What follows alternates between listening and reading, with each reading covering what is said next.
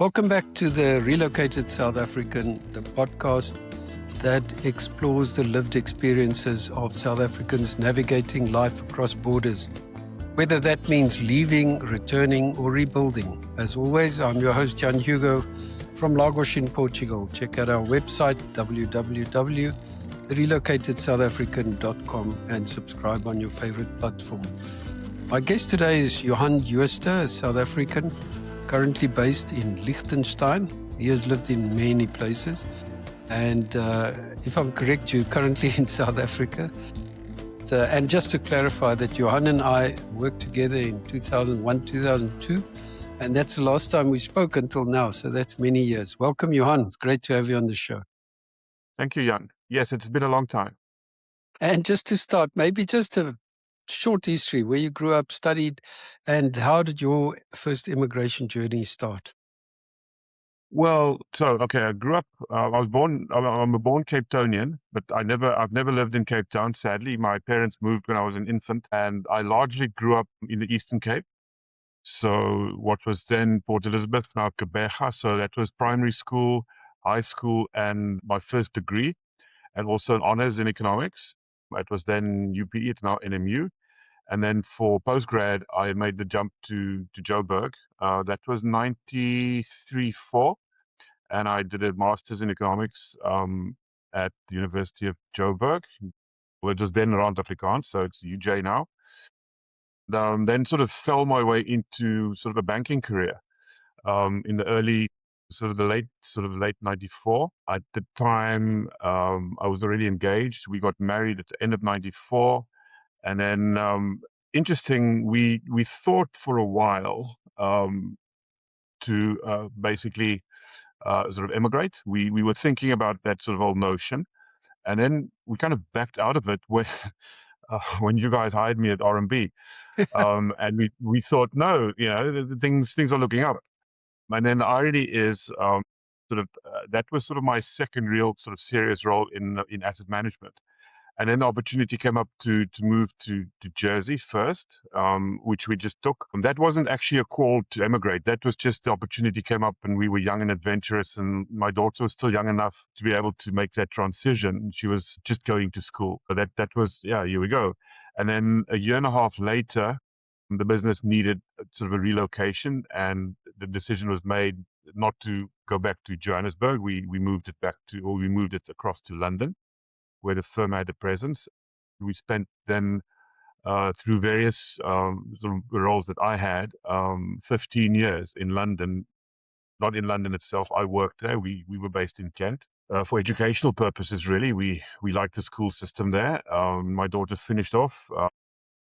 She got all the way up to 18, finished high school, and then she trundled across. She studied in Holland.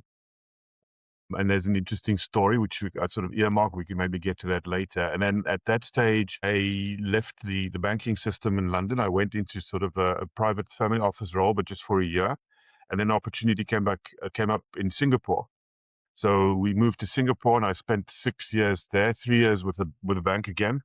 And then 3 years, then I sort of, at that point, I'd had enough. So I set up a business with a partner. Unfortunately, the timing wasn't awesome, considering just COVID struck, and we were confined to apartments for literally 22 months in Singapore. And it was fairly heavy duty. It was really heavy duty. Basically we kind of split the business. My partner's wife was from Dubai. You went back to Dubai. I went back to the UK.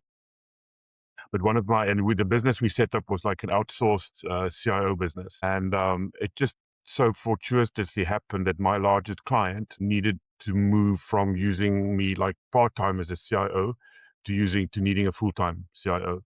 And that's where I still am. That's like I've been with this firm now for about 4 years. And then in that process, we set up a business in Liechtenstein, and that's how I ended up there. So, just keep running the sort of the investment side of things, and in Liechtenstein also take responsibility for the running of the business. And as you can imagine, so the client, sort of the main business is sort of based in Singapore. So I do a lot of remoting. So when I'm based in Singapore, when I'm based in Liechtenstein, I still do essentially work from home sort of a thing, because the office there is still quite small. And the opportunity is, yeah, I can probably work from anywhere in the world where there's proper internet. And that's sort of where the thinking is now. This is why I'm speaking to you from South Africa now. But there's a whole big scouting mission going on. Should we not come back? And will it be? We know it's Africa if we come back, but my wife is more like a Namibian than a South African. I'm fully South African, so all those questions still up in the air at the moment. Wow, that's an interesting story. So much to explore. I mean, Jersey, obviously, we were we were probably there together. It's a horrible little island, in my opinion. Without Only being, thing, I call those. I've been in. There's Jersey, Guernsey. Then there's, you have these like, what would you say? Like, it's like quasi tax haven type of places. I call them village jurisdictions. yeah, true.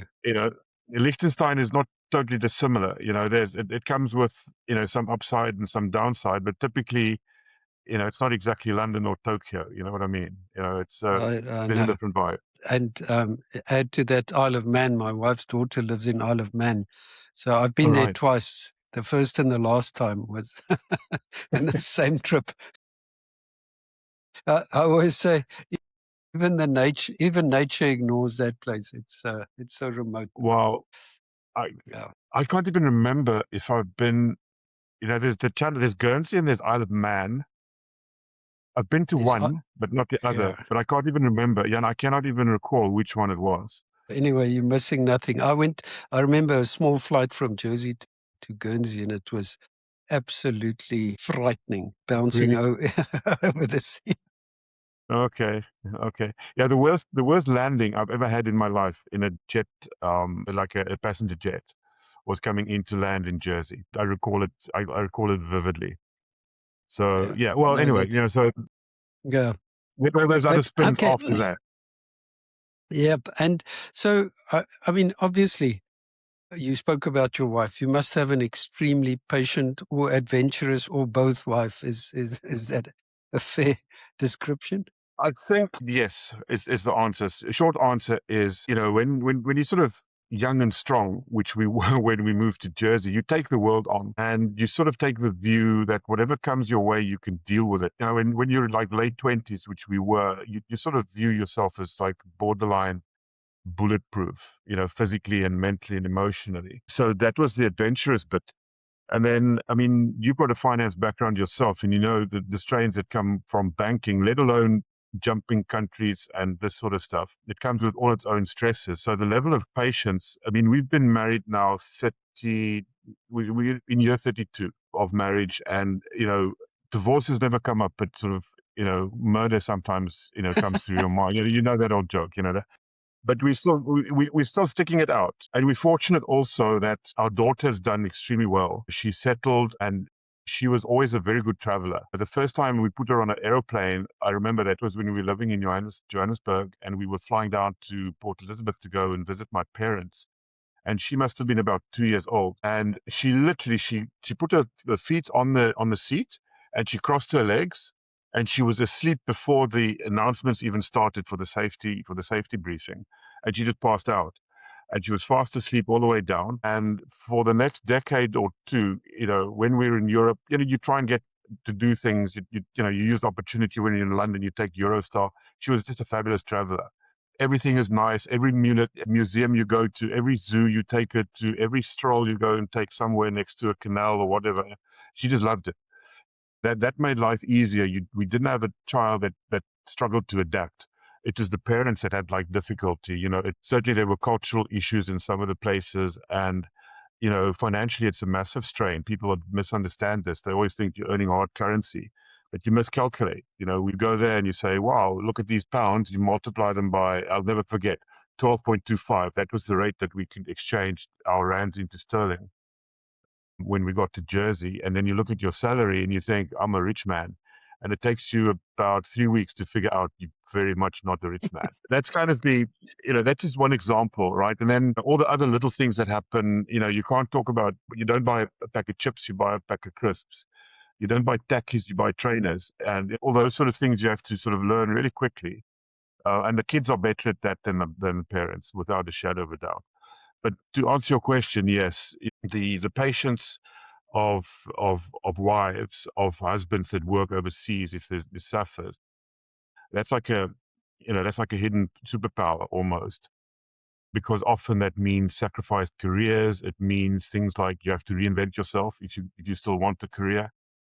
My wife is a successful founder. We started for her a fitness business when we lived in Kent, and she sold it very successfully. She started it with nothing. We put some capital in, and she was, we bought machines and things, and she was sort of up to speed very quickly. So she's actually quite entrepreneurial if she puts her mind to it. But without that sort of teamwork inside of a marriage, I think you have a problem.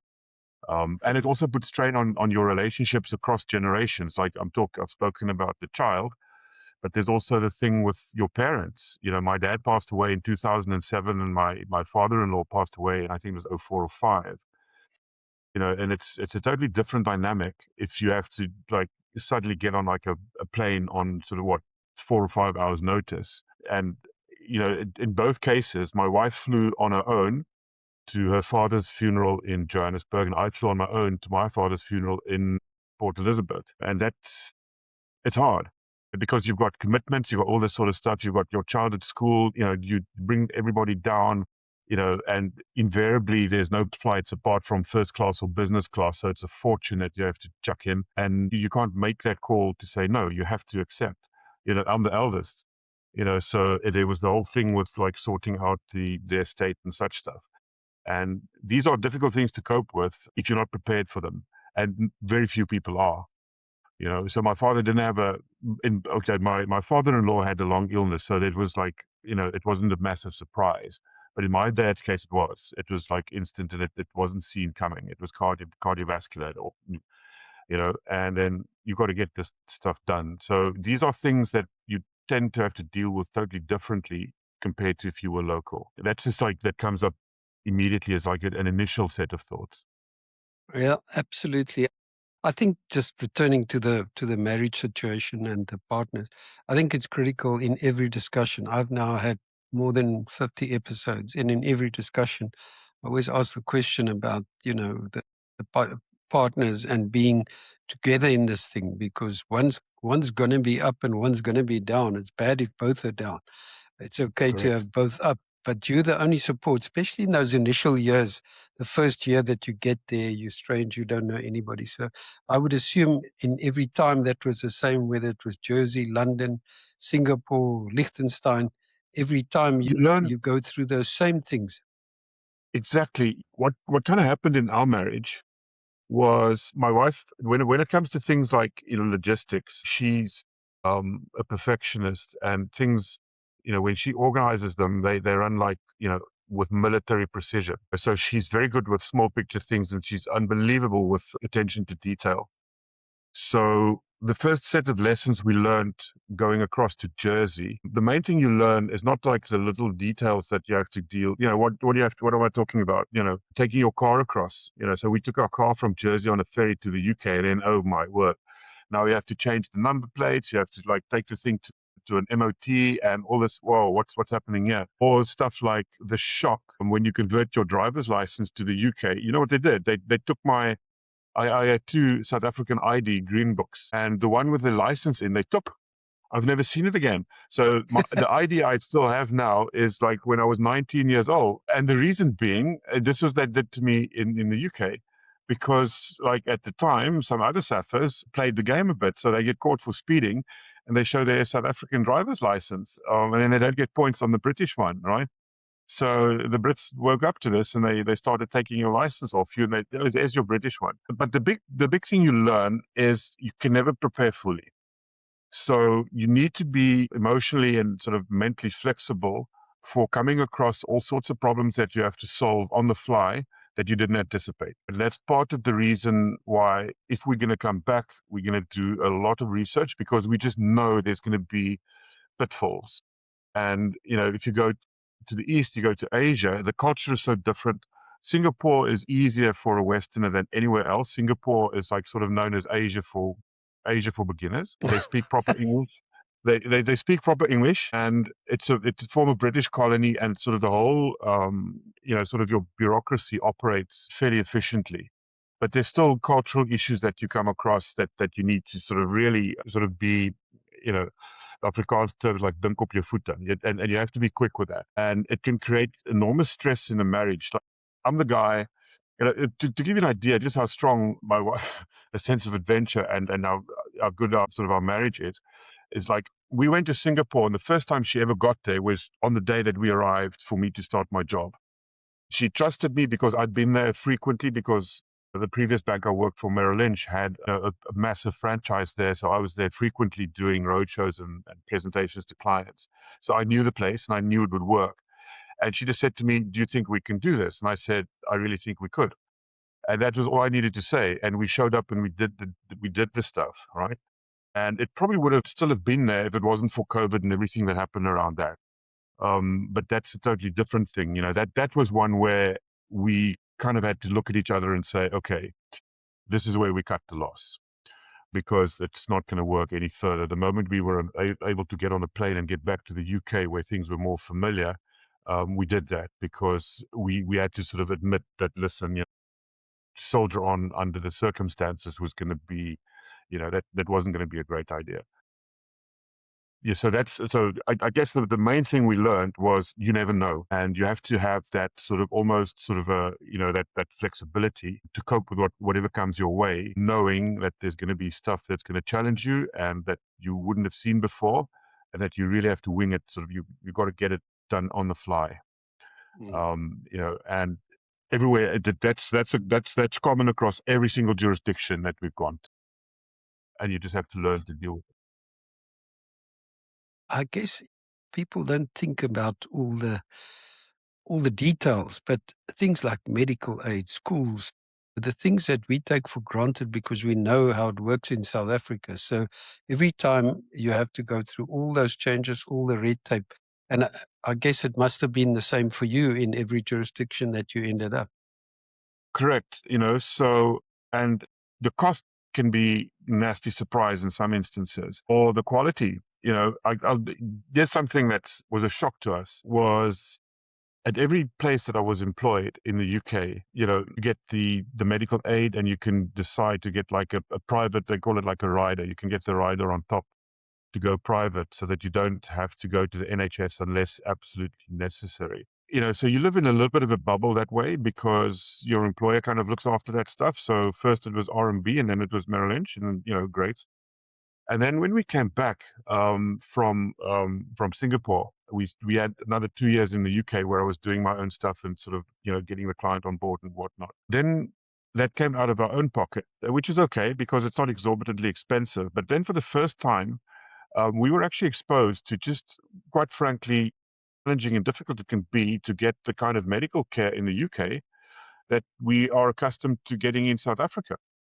You know, I've got like one horror story. It very fortunately didn't happen to us, but it happened to our very aged neighbor. The old man was 80, well, he's still alive, 84 at the time. And through one of these bitter winters in the UK, we lived in like a very nice apartment block, and he came down the stairs on the outside and he slipped and fell, and he dislocated the shoulder, broke a collarbone, and he couldn't get up again. And it took my wife's intervention to literally grab the phone from somebody and have a right rant at sort of the NHS ambulance. It took 4 hours. Yeah, it took 4 hours for an ambulance to get to the old guy. Then they took him to a hospital, and he's not on NHS. Yeah? He's on private. And then he was on a trolley for another several hours before they looked at him. It was a small miracle that he actually survived and he didn't die of like hypothermia. Lucky my wife has, because she was in the fitness business for a while on her own, she had a valid St. John's first aid. So she knew what to do, how to sort of like position him, cover him up and keep him warm, etc. Yeah, he probably would have died. If that happens in South Africa, I reckon within 15 minutes you've got an ambulance with you, and you know you're there. So that sort of thing was a bit of a surprise to us. And then you know, I can, you know, I don't want to keep you for that long about these sort of little incidents, but that's what you say is very true. You know, you come across like some jurisdictions would just really surprise you on the upside, and some others would sort of like, wow, that's quite a disappointment. And that's one in the UK. Yeah, you can be positive about other things as well. But again, if you like, in our case, sort of getting up to 30, which it sounds like, depends on how old you are. That's like very young or very old, right? But you already come with baggage. You already come with almost sort of like a burnt into your DNA expectations about a lot of things. And it's very hard to let those go.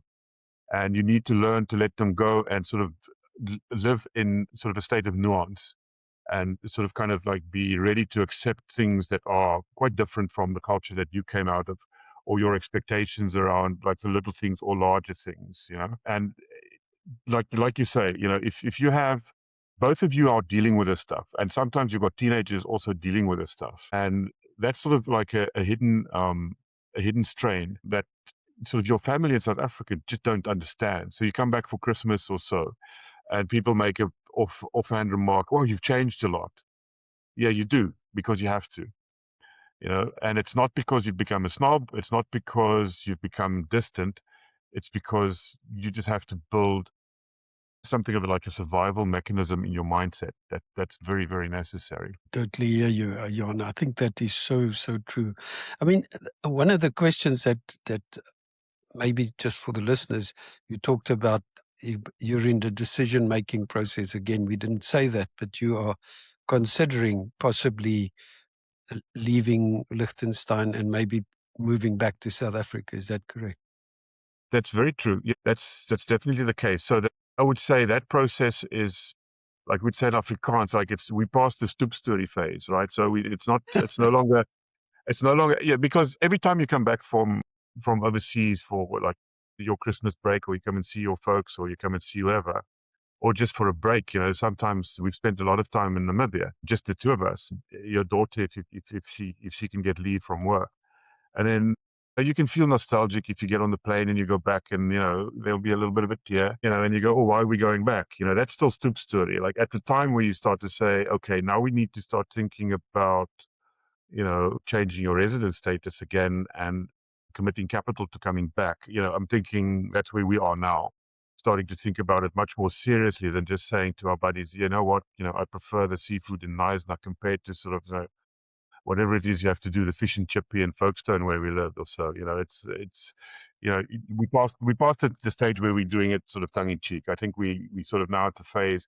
and given what we've just spoken about, the last thing we want to do is make rookie errors, considering we've got the experience not to have to make those errors. Yeah. So it's going to be, this time around, we're going to really take our time, and we're going to be very, very honest with ourselves. And you need to sort of split it out in many ways. But one of the important ways is which are the factors you're considering is like the head, and which is the heart. And just be honest about those. It's not wrong to make a call with your heart. I don't think that's wrong. Maybe that's the thing that you have to do. But you have to decide, or you have to recognize which of these things are just rational. So, what's my earnings? How much can I make over there? And how much do I need to make over here? And how realistic are those expectations? That's all in the head. Question that you have to ask is, where do I want to be for the last 10 or 15 years or 20 years of my career or my life? Do I want to sit there where I have to speak German and, it snows on me for like 3 or 4 months of the year and it's cold and gray? That's the thing with the heart. Do I want to be where the sun shines? Does it help if I can have a bottle of Meerlust instead of having to do something, you know what I mean? Those sort of more emotional trade-offs. And those are important to recognize, and you shouldn't dismiss them, because I think they are quite key to how you feel about the place where you live. And then especially, as you start sort of maturing, neither of us are bulletproof. I've had some surgeries, minor things, but you sort of think about how close do you need to be to proper care if it gets more serious. You sort of observe your family. I can see my family all sit in Cape Town, and they're close, and they don't really understand how privileged it is to be 5 minutes from a really good hospital. Those things come into play. That's those sort of discussions we're having now all the time. Mm. Also, then the fun part is like you can do a bit of property hunting and go and see what places look nice and what's the pricing and this sort of stuff. That's the fun bit. And again, we've learned you need to do this in super detail. because otherwise there's issues later on down the line. Yeah, and I think the one thought that comes to mind as you're speaking is that there's no one shoe fits all model here. Every person is doing it what's good for him and his family. And I can't say you're right or wrong. I've decided Exactly. I'm living in Portugal probably forever. I'm 68. So my kids live in Europe and America. So I'm closer to them here than I would be in South Africa. That's my story. And what works for me is not necessarily going to work for you. So I totally appreciate it.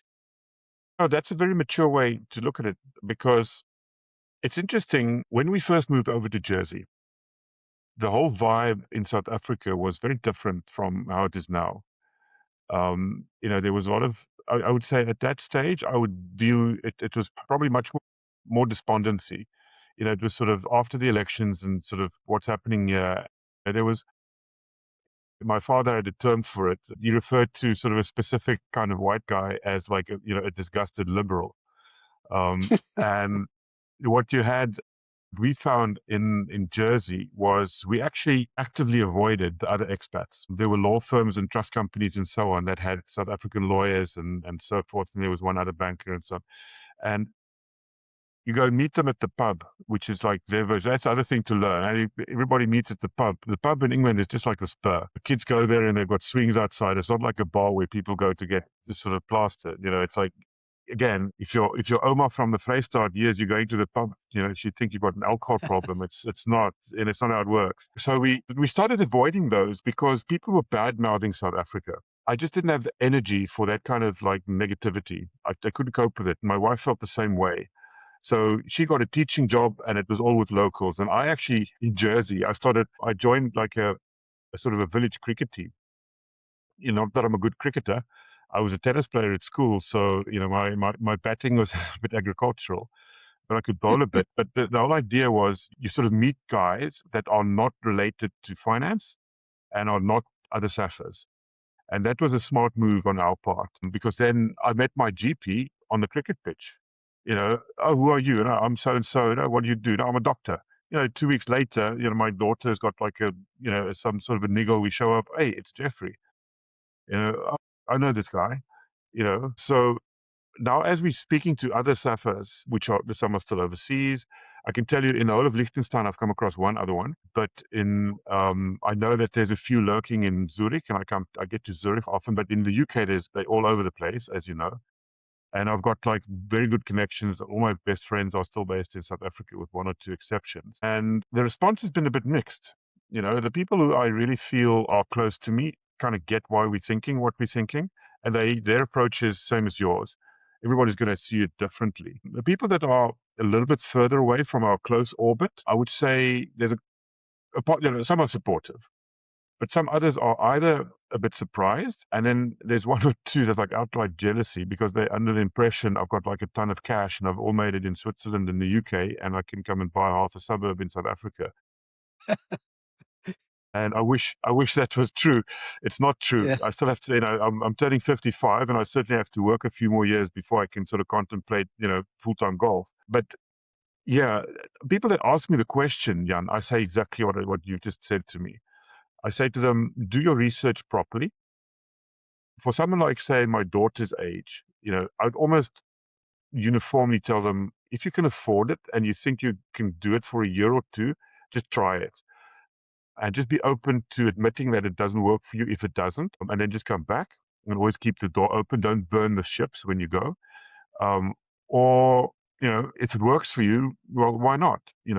And you could always have the route that we've taken, that at the end of your journey, you might want to come back for whatever reasons. So in our case, after getting in there, we just never had a proper excuse to come back. It was always, there was a career and there was this and that. There was always a reason why we should be hanging around and not come back.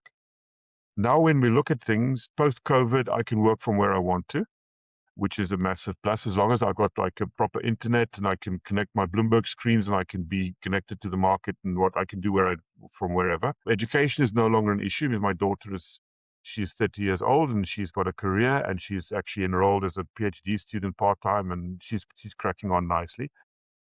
And then let's be honest, if security is an issue for you in this country, which it is for a lot of people, um, I'm not sort of ready to retire in super wealth, but I can afford security. I can afford to sit in a place, and I'm lucky, I'm privileged. I can buy somewhere where it's going to be difficult to get to me, and I don't have to be in a place like Johannesburg or sort of nasty suburbs anywhere. I can choose some place that's a little bit further away, as long as I can sort of get fairly close to an airport and get to Europe when I need to. That works, So the whole variables, all the things that sort of kept us overseas, or the large proportion of them, are just no longer applicable. And then you start looking at the soft issues. And the soft issues become proximity to good weather and just the lifestyle. And unfortunately for us, we missed the boat on the golden visa in Portugal. So that door is closed. I think you got in before it closed properly. But those are the sort of things you then think about in your journey. That flex that we spoke about in the beginning, when you go over, at a certain point, it can make sense for some, and it does for us, to at least consider seriously to come back. If you can get Yeah, everything that you want out of your life, if you can get that in South Africa, then the simple answer is you should take it seriously. I totally agree. I mean, a few thoughts. Just the people that judge, they judge from their own perception.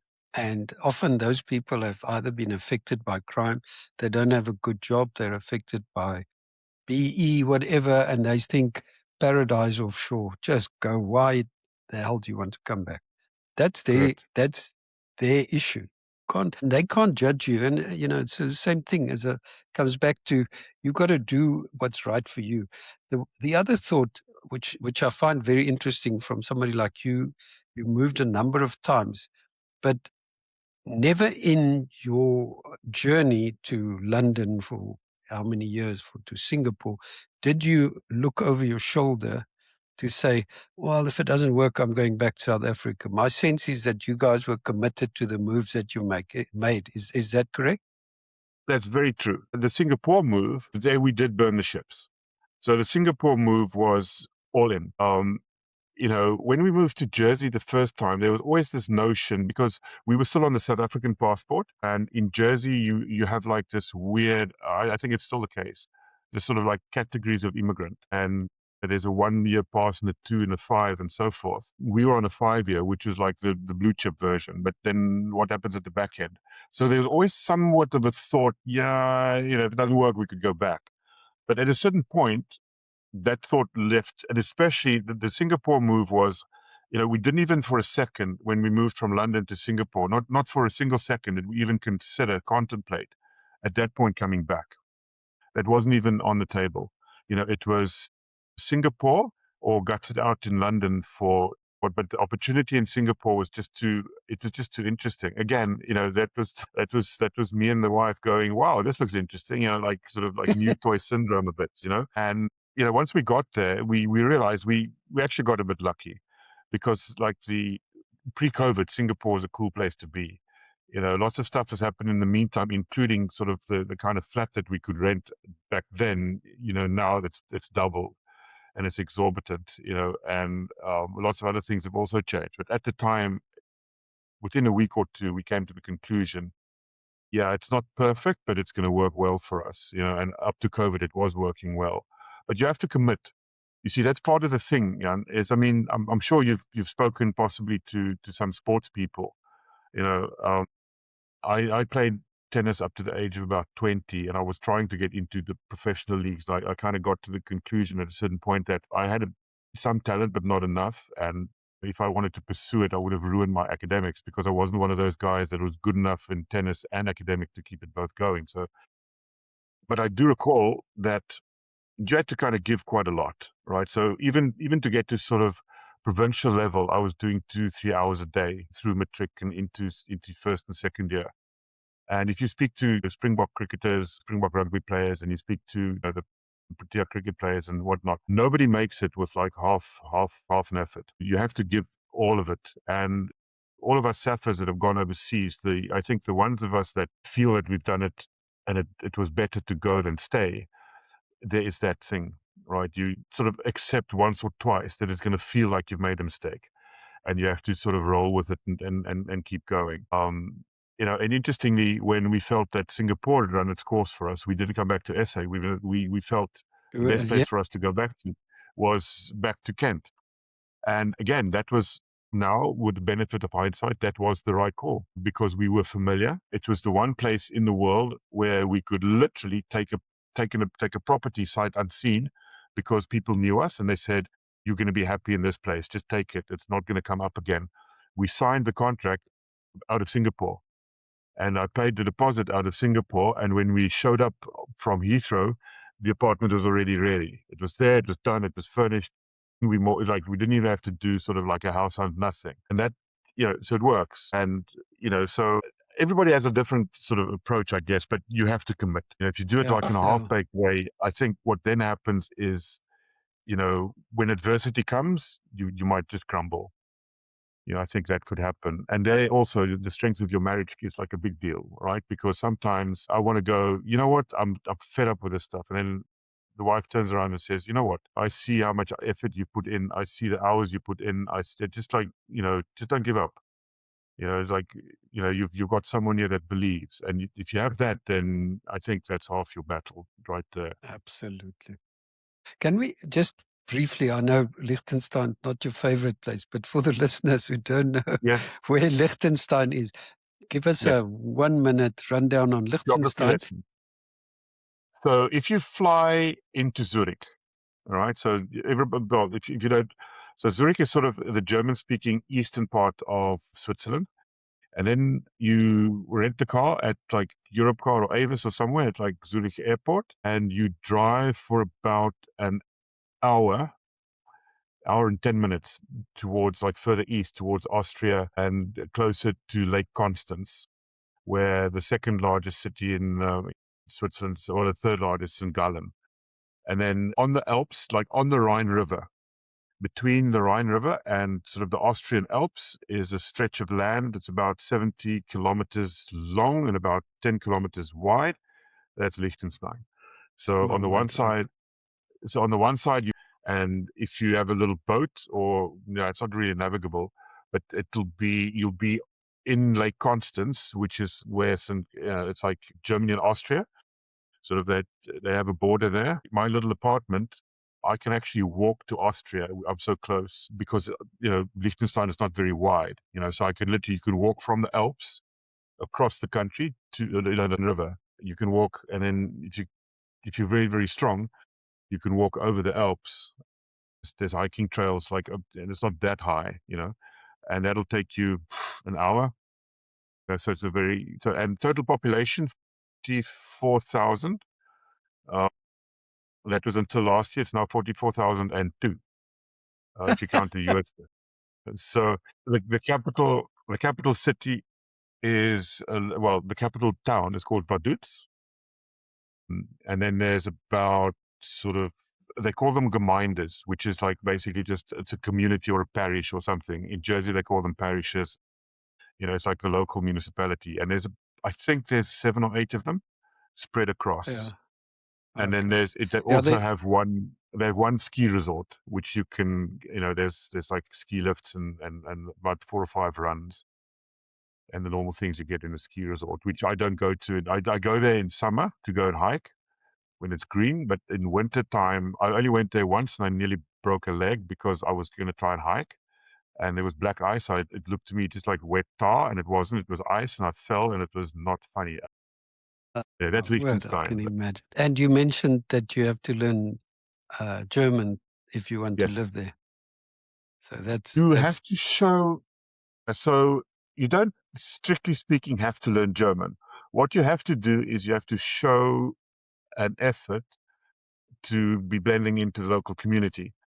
And the easiest way to do that in a document is to just do one after the other, like German courses. A1, so A1 is super beginners, and you do chapter or like level 1 of A1, and then level 2 of A1, and I'm into my third one, finished like the entry level, no, novice, not beginner anymore, but sort of intermediate.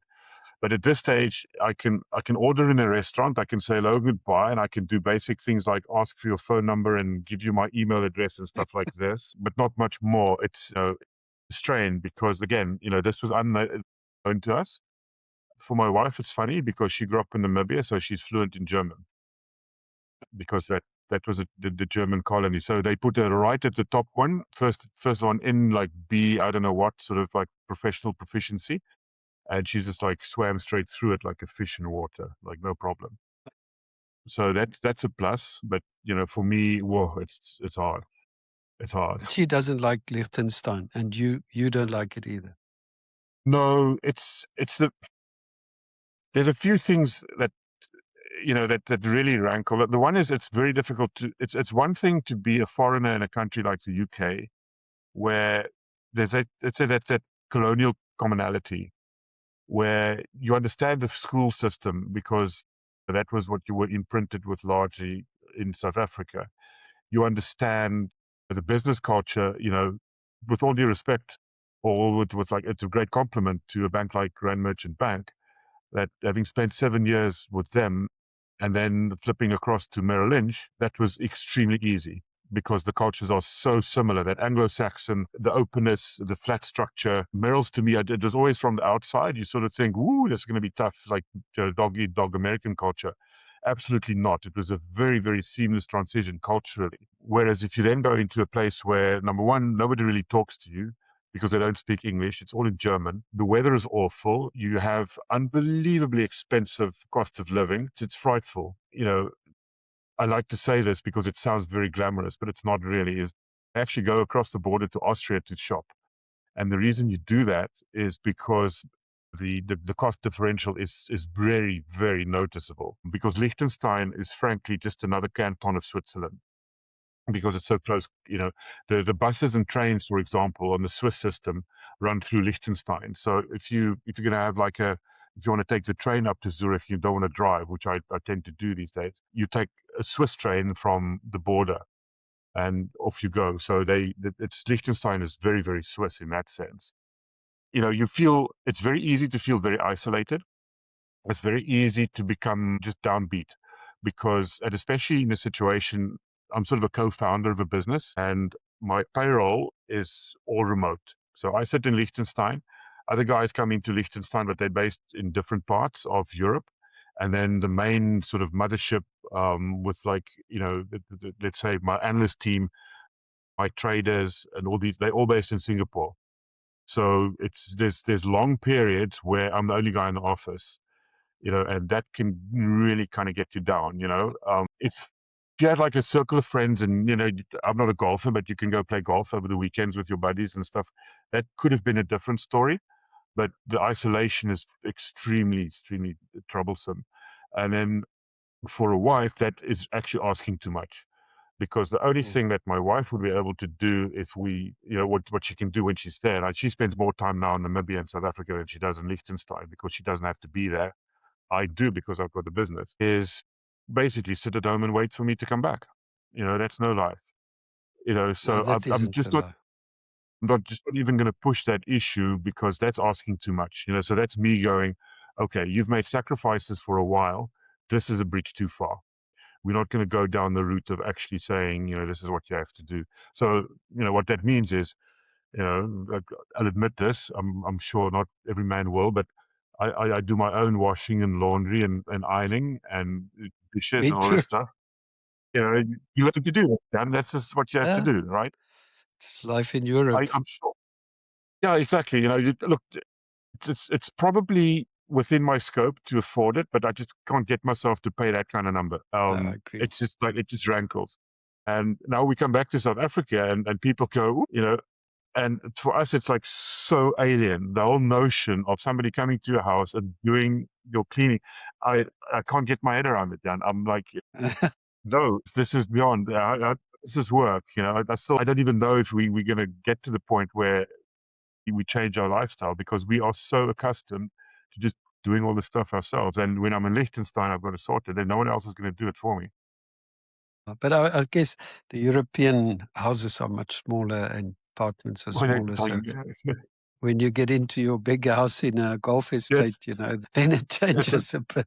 it probably does. Yeah, I don't have a garden in Liechtenstein. Yeah, no garden. I have an apartment. Yeah, and you're right. It's minute. Yeah, I don't even want to go into if I took what I pay for, a fairly basic flat in Liechtenstein, convert that to ZAR. I'm not Trust gonna me. mention that number. I'm not going to mention that number to an estate agent. I mean, I'll have to beat them off with a stick. Trust me. We had that in Monaco for a year. So it's not pretty. No, You don't want to think about it. I have to do it, but I try to keep it as conservative as absolutely possible. Our business is growing nicely. 2025 was a strong one, but like any founder will tell you, you go through the J curve. So you don't want to be burning your runway in rental fee for an apartment. That's not what you want to be doing. This year it's going to Absolutely. be a different ball game. But when you're starting 3 years ago, you like, what's the cheapest possible solution to this? You don't Yeah. want to be going lavish, right? You don't do that. Johan, we're getting to the end. I'd really like, I mean, I've never done this before, but I've got a couple of questions that I want you to think about, maybe not Jersey, but London, Singapore, Liechtenstein, and kind of rank things on a scale of South Africa being 0 and very high 10. So if you look at the cost of living of those three places compared to South Africa, if the most expensive is 10, South Africa 0, where would those three places fit in on a scale like that? Just off the cuff, nothing. There's So no I'd science put to it. yeah. So I would put Liechtenstein at 10, Singapore at 9, London. Okay, so we weren't, okay, to be fair, we weren't in London proper. We lived in Kent, so I commuted in with the train, sort of, but that's also still, that's like stockbroker belt. You know what I mean? It's like within 30 to 45 minutes or so from London. And then I'd sort of give it like a 6 or a 7. It's Yeah. actually, if you're not living in Kensington or Chelsea, it's probably quite manageable compared to the other places. But in Liechtenstein and Singapore, no bargains, none whatsoever. It's expensive stuff.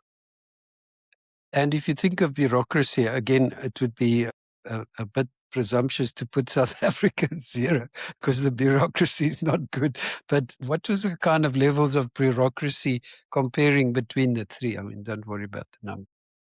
Yeah, so as a business, we had nasty surprises in Liechtenstein because we went through the process of setting up a full asset manager with like the proper asset management licensing and stuff like this, right? So it turned out to be a lot slower than advertised and a lot more expensive, and the process was laborious. I can't really.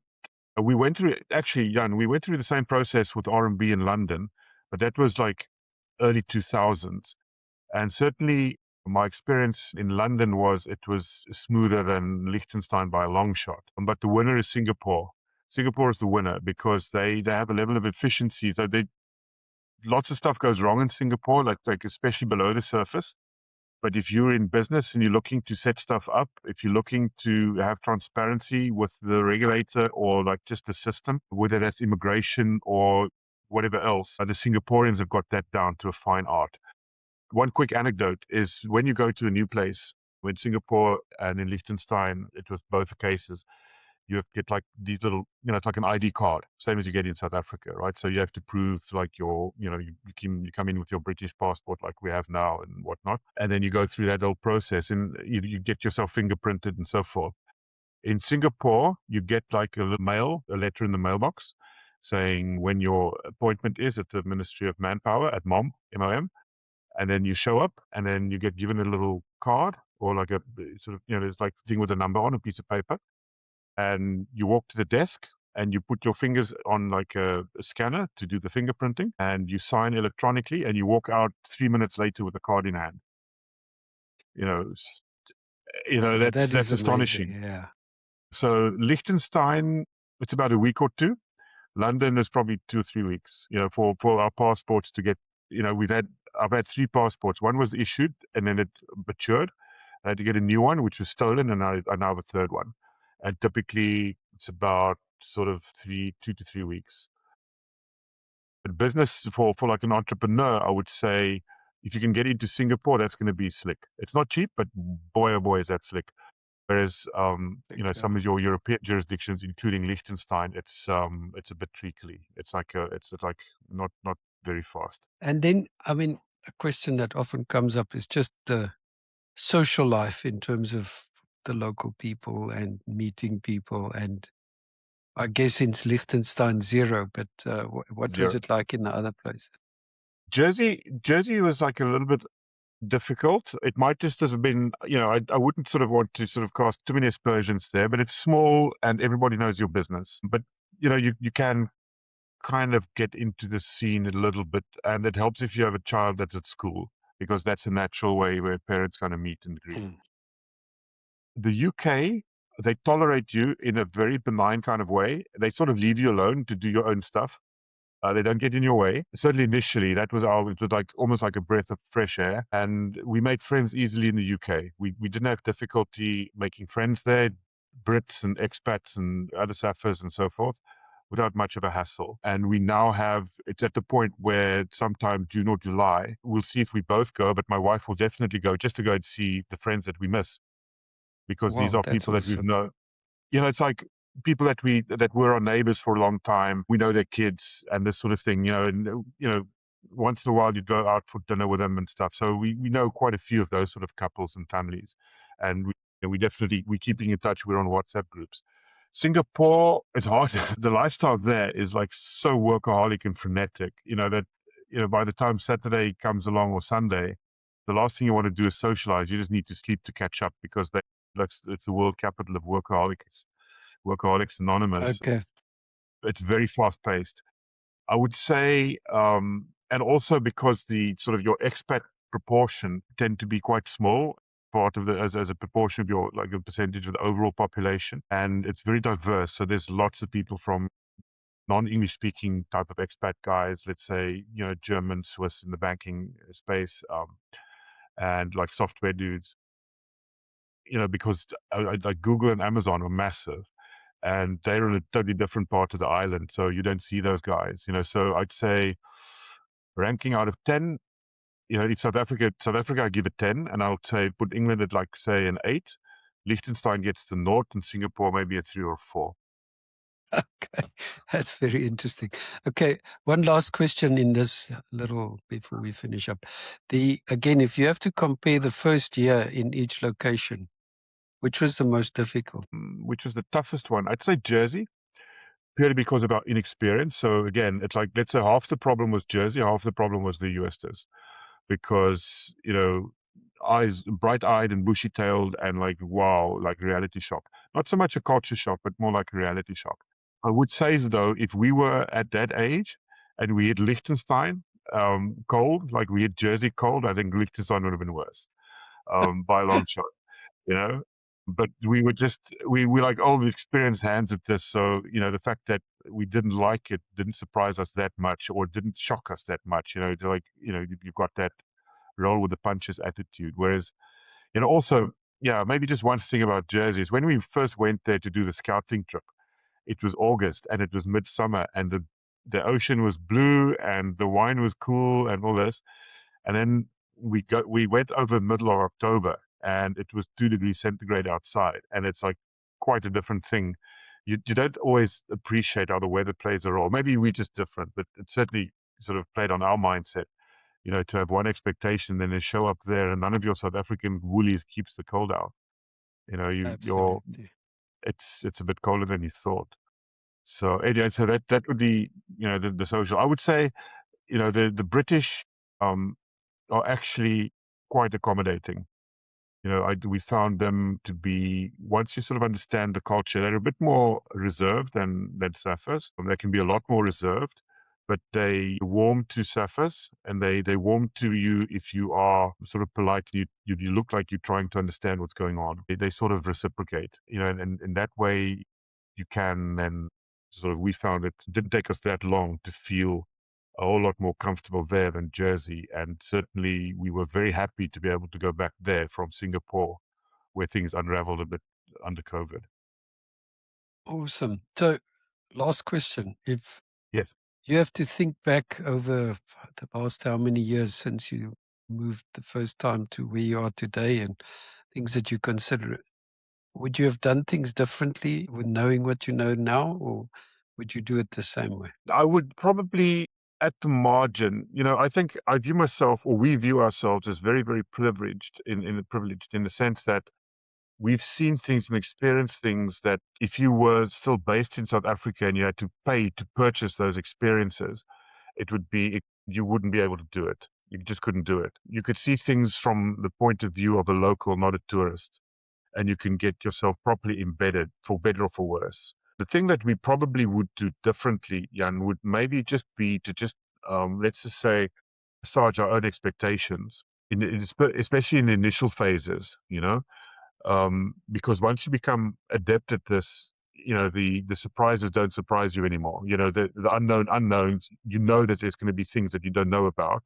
And then when they happen, you sort of built that toolkit to cope. But I think what we could do differently if we had the chance, and what I would say to people that are still considering doing it, is you cannot do too much research. Don't let it phase you. You'll see all sorts of things that you might find surprising or that you think could be very challenging. Don't let that phase you if you've made up your mind to go for it. But it could just make your life easier if some of the things that you come across, you solve the problem in a day instead of fretting for a week and then spending another week or 2 or 3 getting very emotional about how tough it is, because that's a mistake you can easily make. And I think we might have been over-optimistic initially. But apart from that, I've got 1 or 2 things in my career where I could have made the odd decision better here and there, either in choice of where to work or, let's say, like in the way I've sort of managed things inside of businesses. I could have done it slightly differently, but, I'm sure all of us can point to some of those sort of things. Write that down to experience. The big thing that I'm really pleased about, that I would change nothing, is the education my daughter got and the opportunities that we've been able to give her. That's priceless. Not saying we couldn't have done that in South Africa, but what she has now and the background and the experience and the future that she has, I'm extremely pleased to been able to put that sort of in her hands. And what's even more pleasing is the fact that she completely understands what it is she's got. That's nothing makes life more rewarding for a parent, in my view anyway, is if you make those sacrifices, and you give those opportunities, and you find, she's got her own life, she's got her own view and things, and it's a challenge sometimes to sort of see she's got totally different philosophy than I have about many things. But the one thing is, like, she's really grabbing the opportunity.